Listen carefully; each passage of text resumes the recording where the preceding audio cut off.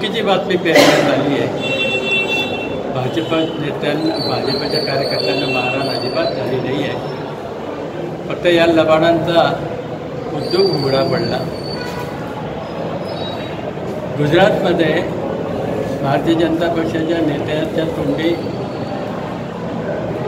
काहीतरी त्यांनी संबोधन करताना काहीतरी बोलले, मला निश्चित माहीत नाही। त्याविषयी करणी सेना नाराज आहे आणि त्यांचा निषेध करण्यासाठी करणी सेनाने हा कार्यक्रम केलेला होता असं दाखवण्यात आलं। त्याच्यात ही लबाड मंडळी घुसली आणि करणी सेनेचा जो विषय होता तो बाजूला करून स्वतःचाच उल्लू साधण्याचा प्रयत्न केला। तर तिथल्या स्थानिक लोकांनी त्याला विरोध केला आणि विरोध केला म्हणून हे पळून गेले।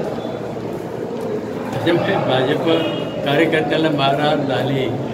तुम्ही तुमच्याकडे जे क्लिप्स आहेत ते दिसतंय ना,